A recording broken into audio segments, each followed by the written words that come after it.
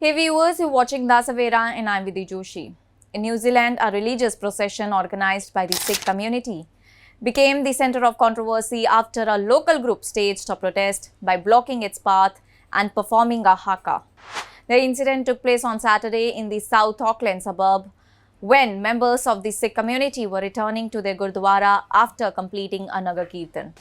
According to Sikh leader Sunny Singh, the Nagar Kirtan had begun earlier in the day from Gurdwara Nanak Sar Tat Ishar Darbar. The procession peacefully toured the surrounding area and was on its way back to the Gurdwara when a group of around 30 to 35 local protesters arrived near the route. These protesters were reportedly associated with Brian Tamaki, also known as Apostle Bishop Tamaki, the head of the Pentecostal organization Destiny Church. As the procession approached the Gurdwara, the protesters stood in front of it and blocked its movement. They raised banners with slogans such as "This is New Zealand, not India," and "Let New Zealand remain New Zealand, this is our land, this is our stand."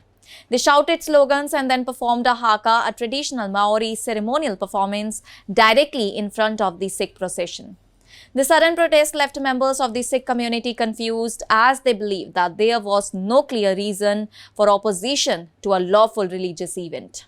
Despite the tense situation, the Sikh participants showed restraint and did not respond with aggression. They avoided confrontation and maintained discipline throughout the incident. Shortly afterward, New Zealand police arrived at the scene and intervened. Officers instructed both the sides to remain calm and not escalate the situation. After some time, the protesters were moved aside, allowing the Nagar Kirtan to continue and safely return to the Gurdwara. Following the incident, Brian Tamaki shared a video and post on Facebook criticizing the Sikh procession. He claimed that traffic had been disrupted for several hours and that roads were closed and that local residents, families and businesses were affected.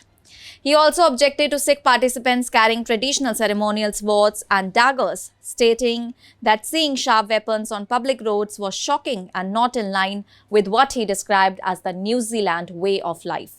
In the video, protesters can be heard chanting Christian slogans such as "One True God" and "Jesus, Jesus," while members of the Sikh procession are seen watching silently without reacting.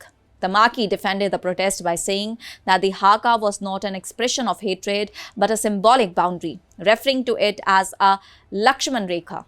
He described it as a challenge meant to send a message that New Zealand should remain true to its identity, adding that he views the nation as a Christian nation. He emphasized that in his view, the protest remained non-violent with no riots or clashes.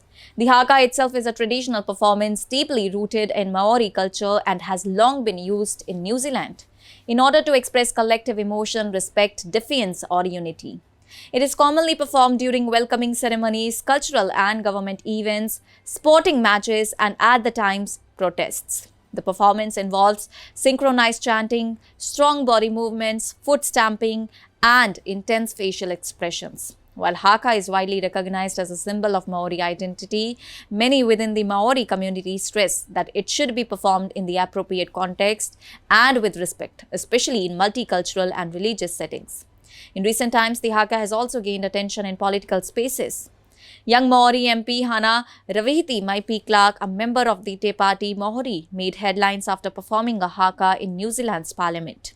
Elected in 2023, she became the youngest member of parliament in the nation's history since 1853. She has been vocal about protecting Maori culture, language and land, and her first parliamentary speech delivered in the Maori language went viral online. Notably, this incident has highlighted the complexities of multicultural coexistence in New Zealand, where religious freedom, cultural expression and public order intersect. While police intervention ensured that the situation did not escalate, the event has sparked wider discussion about tolerance, identity, and the respectful use of cultural symbols in our diverse society. That's all for now. Stay tuned to the Savera for more updates. Do like, comment, and subscribe to the channel.